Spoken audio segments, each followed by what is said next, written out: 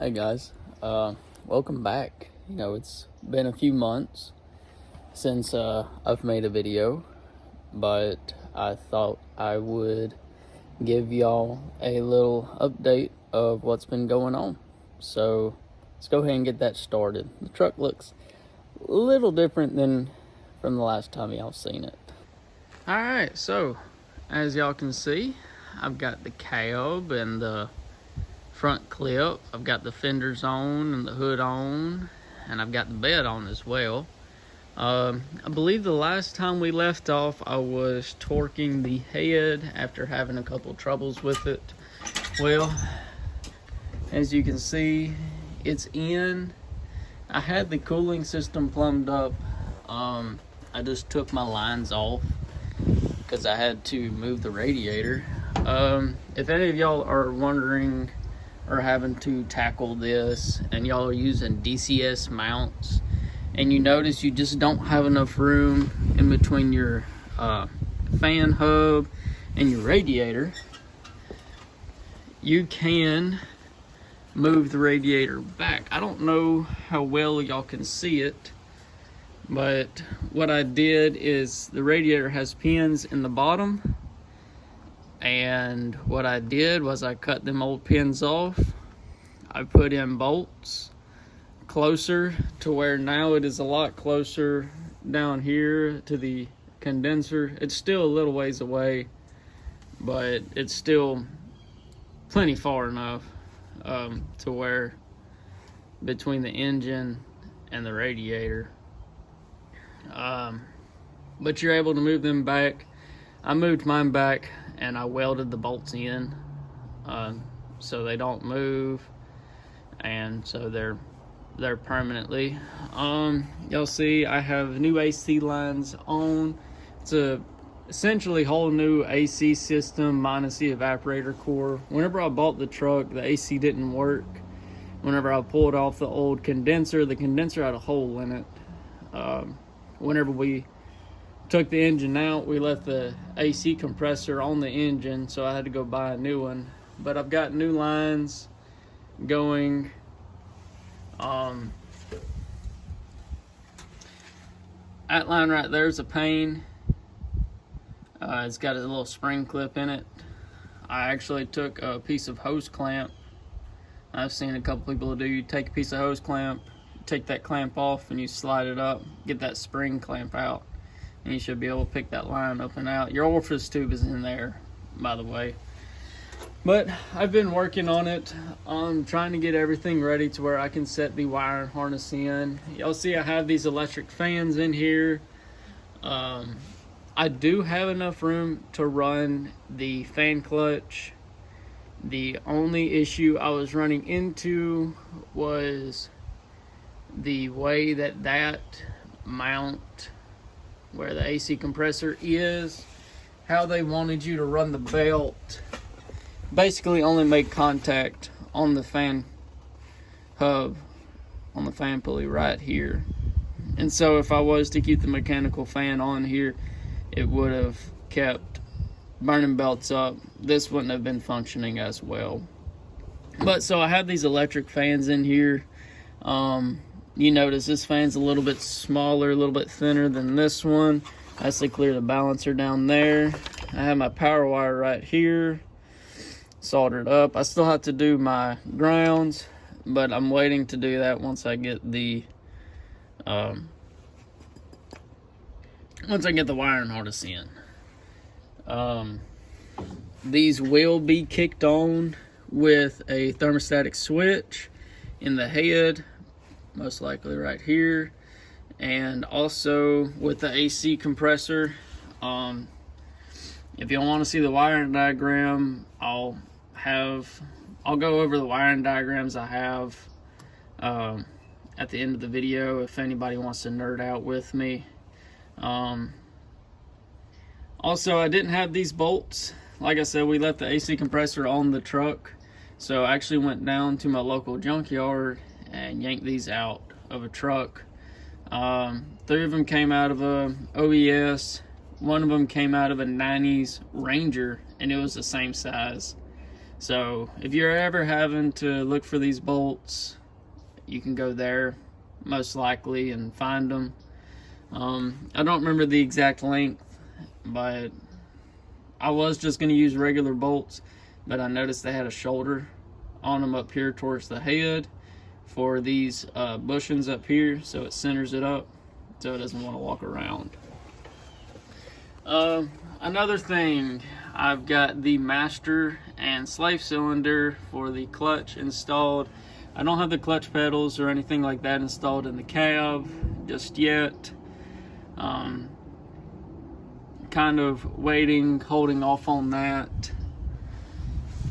The exhaust. So I don't have my downpipe on right now. I have it all covered up, but my downpipe, so at first I had an HX40 downpipe. It's an HX35 turbo, so I had an HX35 to HX40 adapter, and then I had an HX40 downpipe, which is 4-inch downpipe,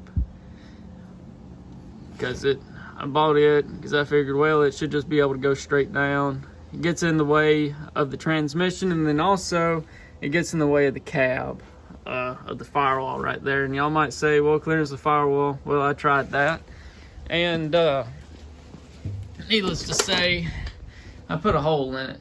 Y'all see that big old glob of silicone? The sheet metal is not siliconed in, it's welded in. I just put the silicone over it just as a fail-safe, just in case there were any small pinholes in the weld. I just went ahead and covered it over with some silicone, and then y'all see I also have the transmission tunnel in, sound deadened, and I have my shift tower in as well. That's in. I have the interior out. It's still kind of a mess right now. I've been kind of working. I still have to take those 3 seat belts out. They're not very difficult to take out. You just have a Torx bit up here, and then you have your Torx bit down here for the bottom, for the hold down of the seat belt. And then in here, you have your ratcheting mechanism. And all you do is you take all your bolts out and your plastic, and your seatbelt comes with it. It has a little clip on it. You take that clip off. I don't know if you can see it. That clip right there. You just pop it out, and then you're able to feed the seatbelt back through. But, you know, I've been trying to do a lot of research on this. That is an overhead console made for a Ranger, but I'm going to be putting it in this truck to get rid of the old dome light. The old dome light just wasn't very bright, and it produced a lot of heat, actually. Here, let me get up in here and show y'all. So if any of y'all are attempting this or wondering which wire goes where, so you see you have 2 power wires here, and then you have your ground right here. This wire, this green and yellow wire, is going to be for your door switches. So whenever you open up the door, it turns this light off, or it powers this wire, because it closes that circuit, powers this wire, and then it turns on your dome light. This is the wire right here, black and blue. It's a little smushed right there. We're gonna be fixing that. This is for your switch.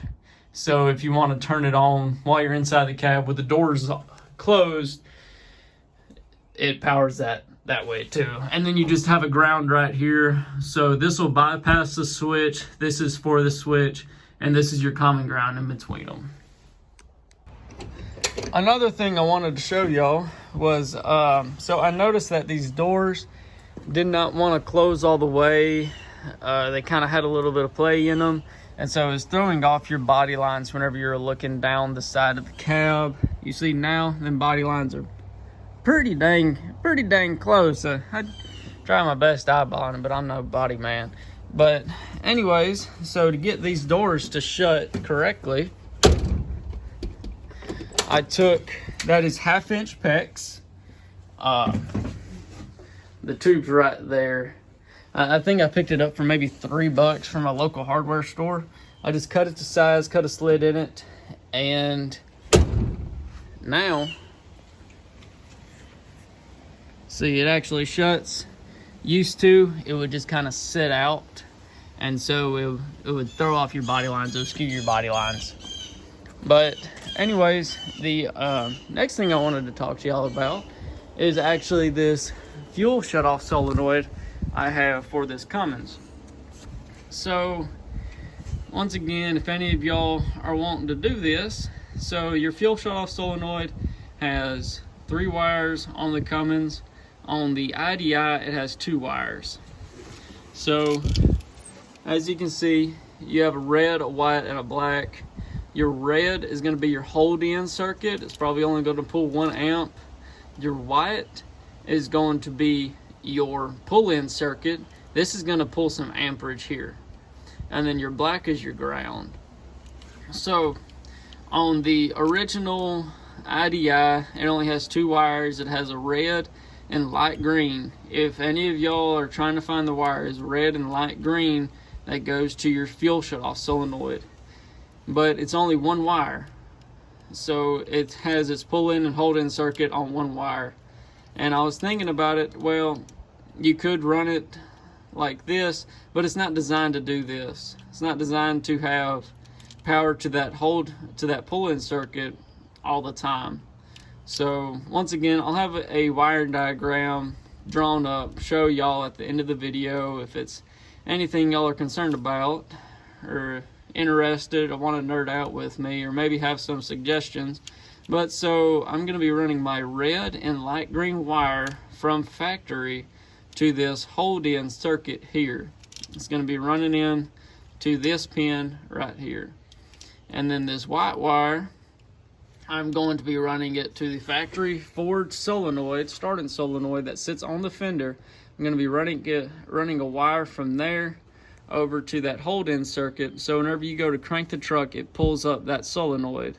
And then that red and light green wire will hold it in. So you don't have power going to the pull-in circuit all the time, burning up your solenoid. So it only should pull up whenever it's going to start. Alright, well, I know I was talking to y'all about the exhaust. This isn't pretty by no means, and you know, I'm not a welder. I have a welding machine. I'm not a welder, never claimed to be. But this is my solution to the downpipe issue. So I had first off, I had the 3-inch that come off the Dodge, and it had like a flare flange to it. And from what I've heard, those can leak if you don't get them right.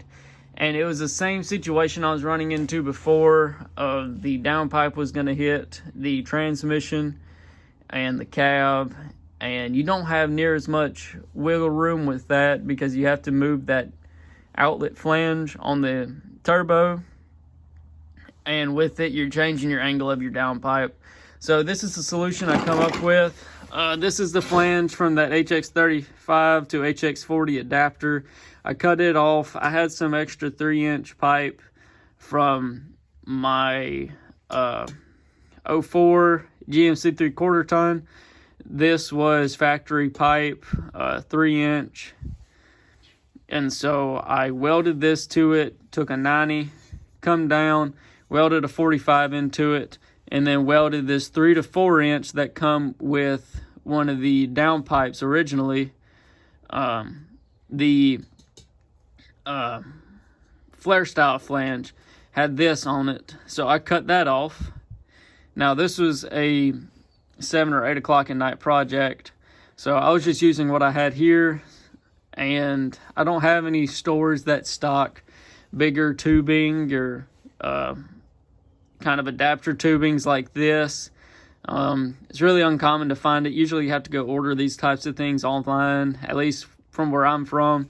So welded this to here, 90, welded this here. I know it doesn't look pretty. Like I said, I'm not a welder, but it doesn't leak. That's really all I care about. And this will be ceramic coated and heat wrapped to protect this pipe and protect the cab as well from excess heat. But either way, welded this in. welded that, and then took I believe this is like a 30-degree bend right here, 4-inch pipe, welded that in. I still have to do a little bit more clearancing on this, so it'll kind of clear the frame. It's a little close to the frame, but I'd rather it be tucked inside the frame than up against the transmission, up against the HVAC box or anything like that. But it works. You know, it's not pretty, but I'm happy with it. That's all I really got to say about that. But as y'all can see, I got the seats out. That's my rear bench seat and the front seats as well. They really weren't that difficult to take out. These front seats were surprisingly light. But the next thing I want to do is modify the interior. I'm going to be cutting foam out of this top. Kind of make a... so whenever you fold it down, you have a center console like you would with a more modern vehicle. I was thinking about taking a like Chevy fold down seat or something like that and bolting it in. But I really want to test my upholstery skills and fabricating skills a little bit more. See if I can't build a console that goes inside of that foam and recover it to something that'll match the interior. The interior is going to be a black and tan combo. I have a few pieces painted. I don't have them directly on me, but that's the plan with the interior. Mostly going to be doing it myself. Once again, no sponsors, no help, just regular Joe, regular guy, trying to figure it out. One bolt, one piece, one thing at a time. And I want you to know if I can do this, you definitely can. You just have to put your head into it. I think the last time we spoke, the frame was in here halfway painted. Well, as you can see, let me show y'all. I don't know how well I'll be able to show y'all, but I do have the frame completely painted, completely undercoated. I got that done. Pulled the fuel tanks off to go in and repaint. This fuel tank unfortunately has a pinhole in it. It's in the bottom right here. I have to clean it off, figure out where that pinhole is. Most likely probably try and weld it shut. A new tank is not necessarily in the budget, but don't mind the shop. It's a little dirty. I've been having a lot of work going on. But as you can see, I have my engine harness here. I've been slowly going through and pulling wires out. I have the old block heater wires and the glow plug wires here.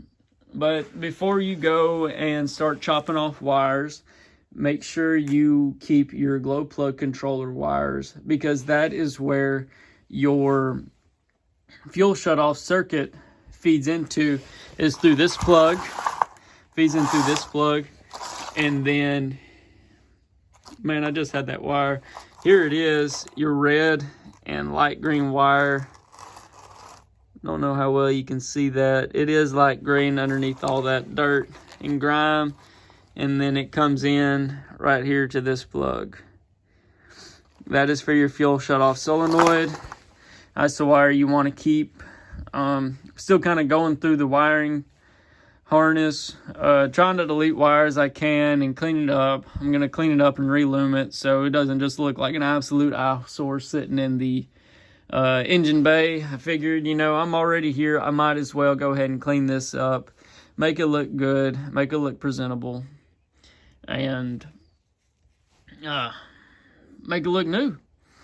You know, that's the whole goal of this truck, is to fix it up, make it better than factory, and make it enjoyable. Make it enjoyable to look at, make it enjoyable to drive. But you'll see, this is the factory engine harness that have slowly been working on and trying to fix up. Next thing I want to show off to y'all is actually, let me see if I can't get it right there, is my transmission mount. So I went and built my own transmission mount. You see, I have the rubber bushing right there, that's factory, so it'll reduce the vibrations in the cab. But so I could have gone and spent, I don't know, $600-700 on one that was made by a company. I know a few companies sell them. They sell ZF5 transmission cross members, and they sell all these different things, but they also sell it with their parts. I have the Sky off-road design. I have their 05 plus coilover set for 08 or 05 plus Super Duty axles, and I don't know if I told y'all, but I have 08 axles underneath this. I have a Dana 60 in the front and a Dana 80 in the rear. I have very, very light leaf springs in the rear. And then I have progressive coils up front. I have no blocks in the rear as of right now. There is about a 3.5 inch lean on it. I have blocks. I believe I might be able to use these factory blocks that come off of the F350. They're 4-inch blocks, which would put a 1/2 inch rake on the truck. But I think that'll be just fine. The blocks I had for the lift kit, because I bought an Icon 4.5 inch lift because it had the progressive leaves. That's what I wanted, was progressive leaves, or progressive coils, I should say.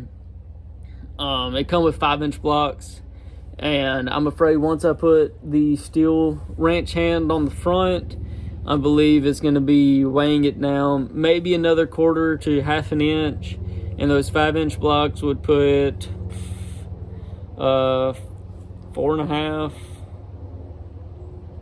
It would put it would put a 1.5 inch rake on it right now, and I believe putting that steel bumper on the front would probably add another 1/2 inch down, so it would have a 2-inch rake.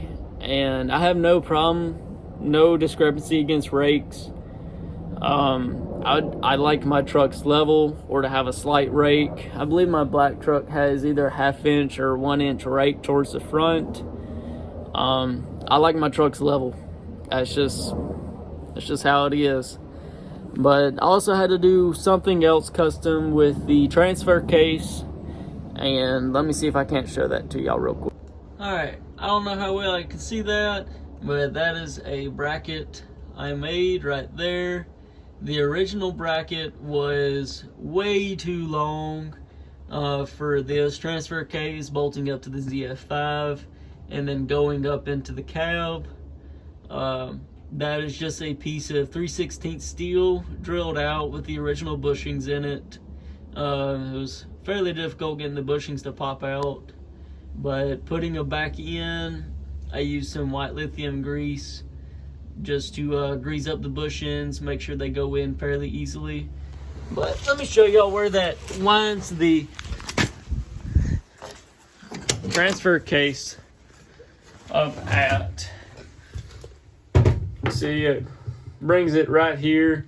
I've taken the shifter, put it in, and the shifter fits great into here. No problems whatsoever with it. It looks fairly well.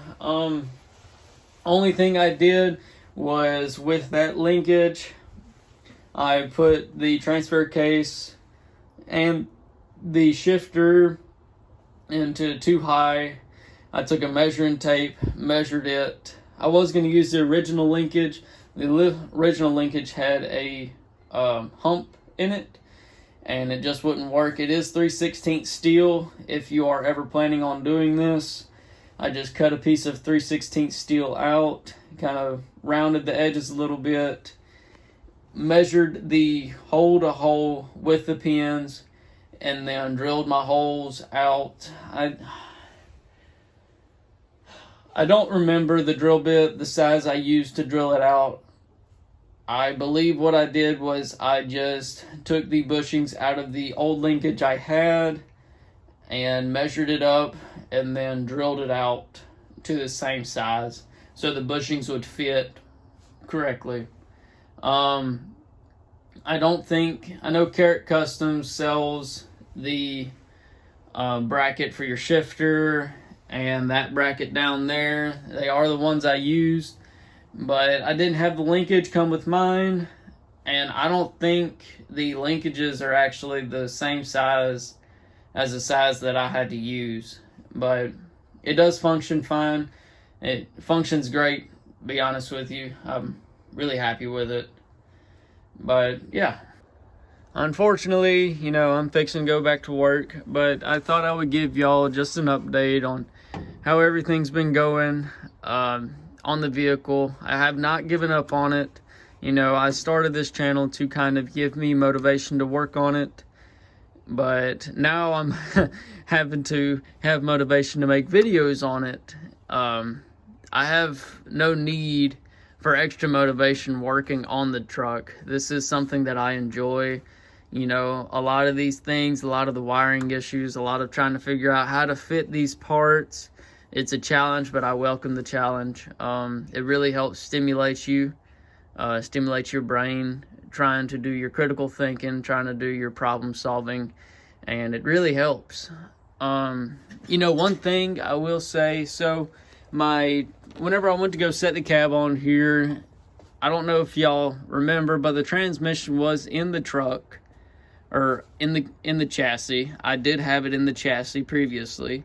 It was a quick, I don't know, maybe 15-20 minute cross member. I just took the old cross member, cut it up, and got it to fit. Well, in doing that, setting the cab down, the transfer case was contacting the cab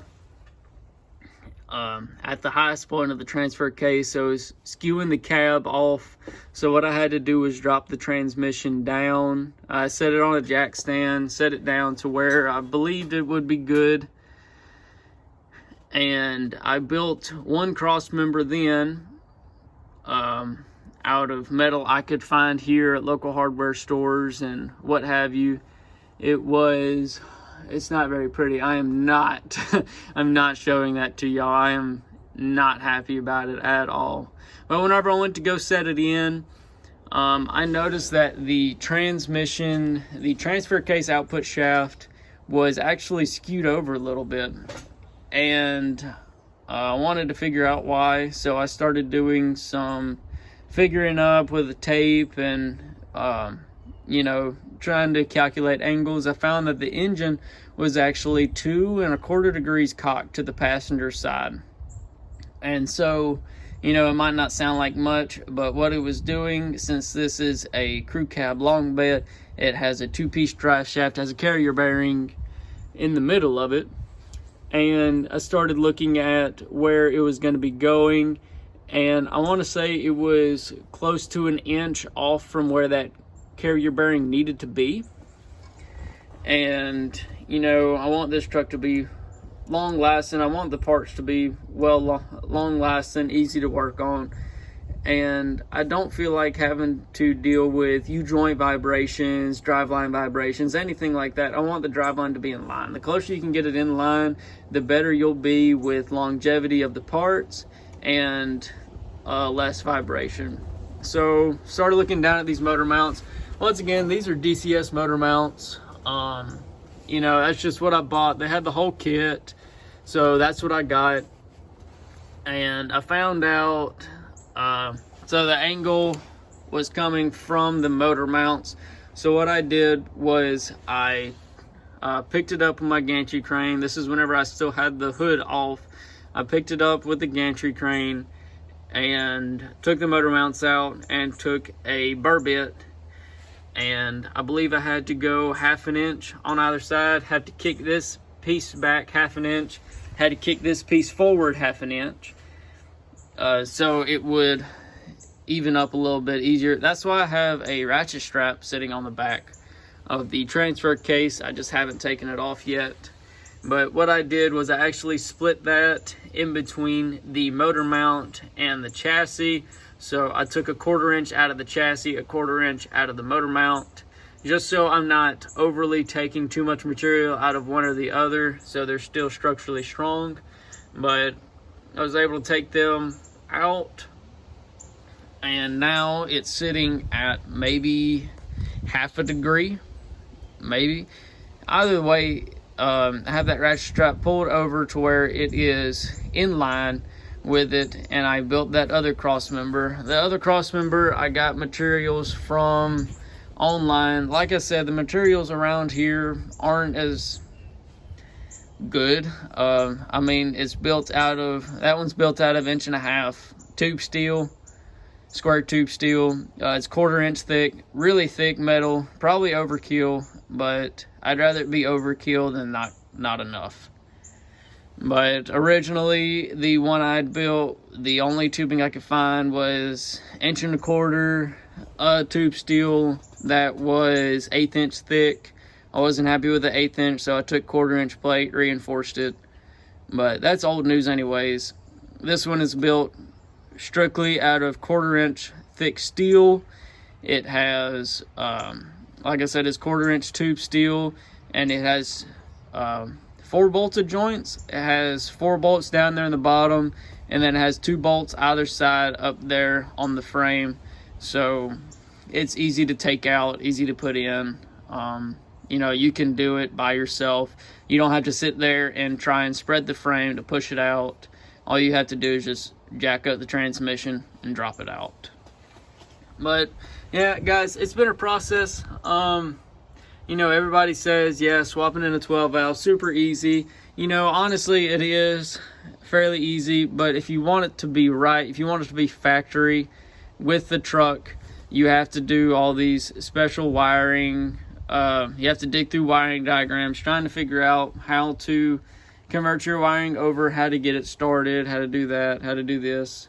I know it's a 12 valve. I know it's super simple, but engine is super simple. But this is personally the largest project I've ever had to undertake, and I'm a mechanic by trade, so not a truck mechanic. I did work at a truck shop for a couple of years, a big truck shop, 18-wheelers, while I was in trade school. But then I also worked on slow-speed compressors and high-speed compressors, natural gas engines, big diesel engines.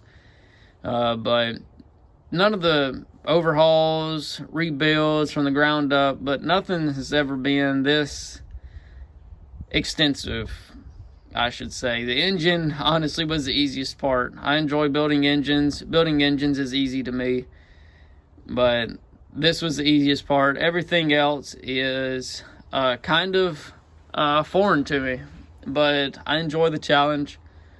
I enjoy learning as I go. This is a big learning process for me, and I'm really happy about it. So yeah, guys, that was that's the update on the truck. I think the next thing to do once I'm home is to finish plumbing up the power steering lines and getting the throttle cable hooked up, getting fuel lines hooked up to it, getting the fuel tanks, harnesses, at least the chassis harness back in. I am wanting to do wiring and sound deadening on the interior, but I'm holding off just yet because you know, most newer vehicles, you have a big grommet on the firewall that you're able to pass wires through so that you can run your sensors,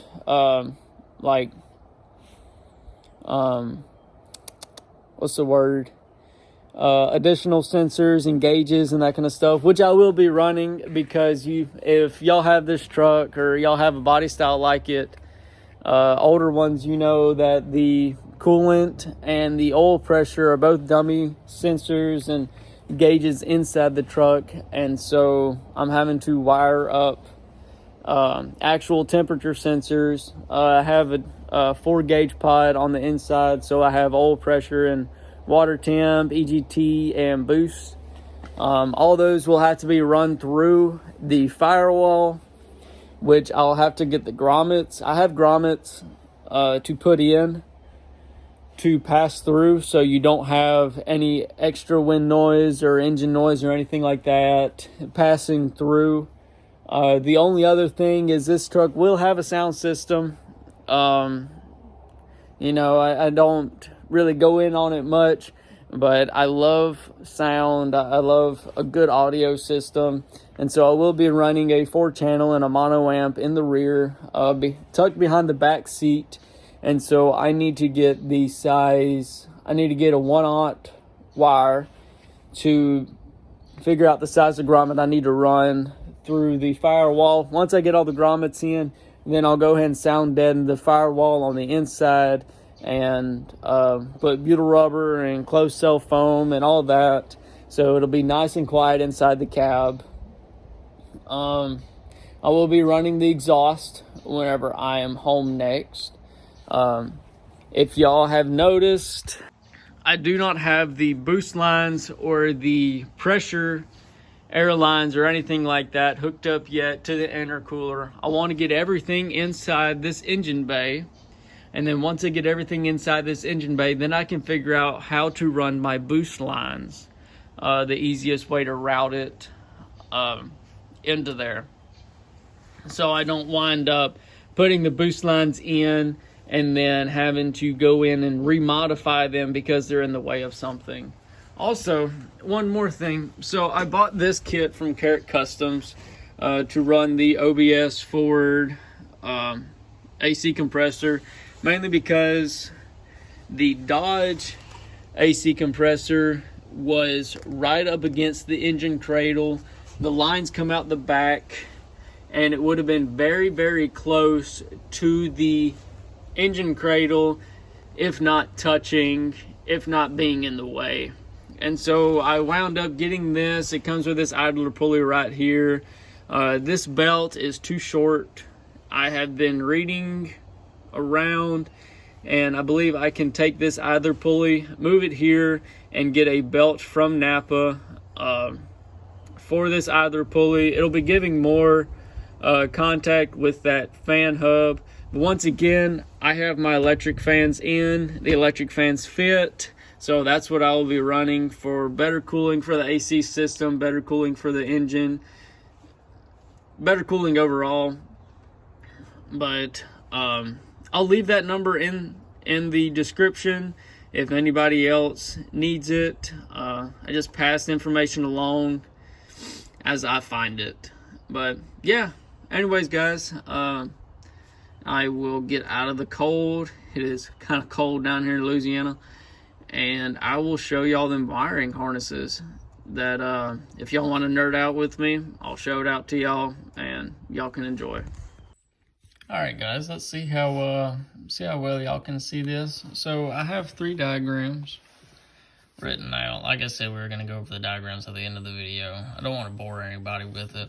So the first thing is for the electric fan. Just to get them to wire it up, if you don't have AC, you have a 12-volt source, most likely your battery, and that's going to be coming into your relay here.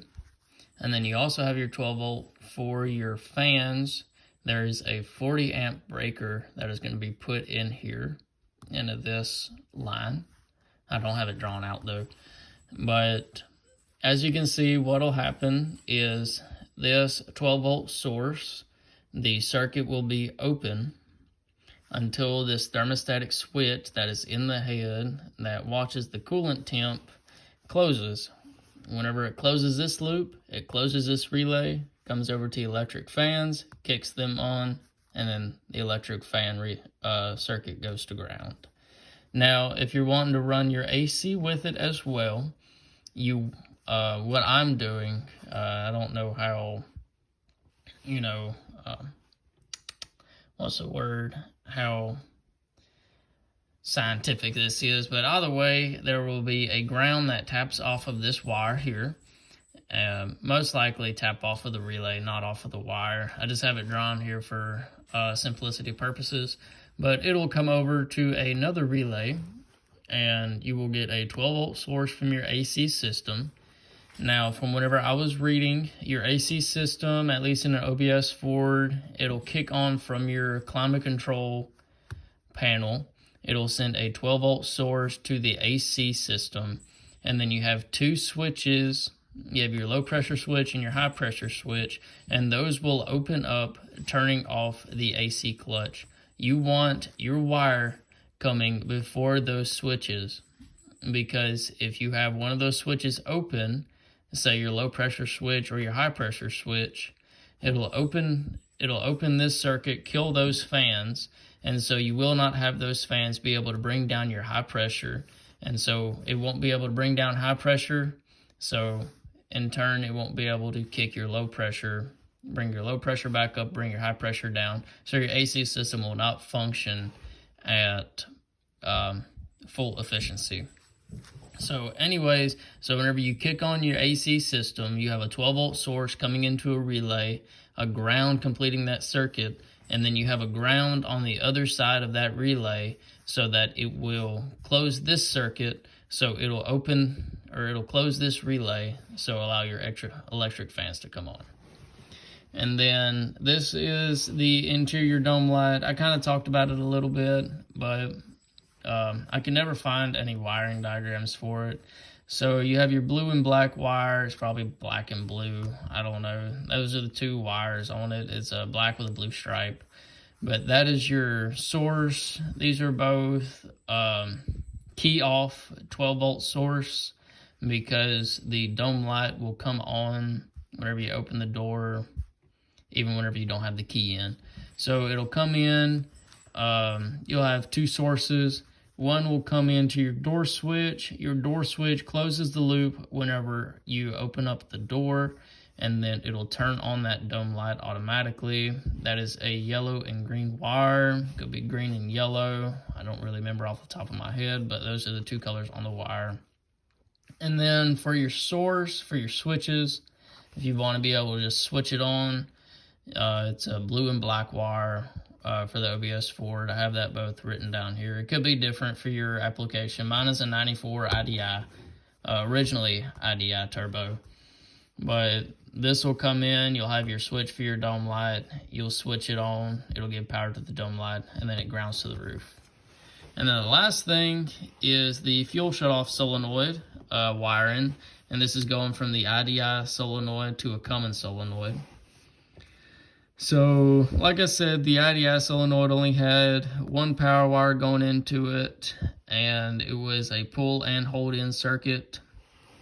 But here we don't need the pull in circuit being powered all the time, as the hold in circuit, it'll burn out that solenoid.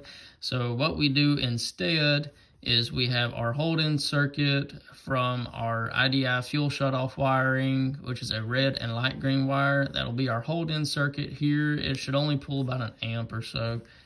And then over here is a starter solenoid on the fender, not the one down there on the actual starter. This is the one for the fender. So you have your key switch for your start. You have your power coming in here, and then that branches off to your starter, but tying in here will come up to your pull in, so it'll pull that solenoid in whenever it goes to start.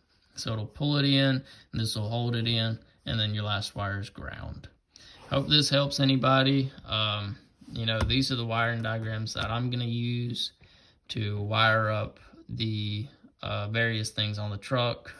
Just these things. I have more things I'm going to wire up. I don't have them drawn out for like sound system and all that good stuff. But if y'all have any questions or anything like that, you know, just drop a comment down. I'm sure we can talk about it. If y'all have anything regarding these that any comments, questions, concerns about them, if y'all have a way for me to do it better, you know, let me know.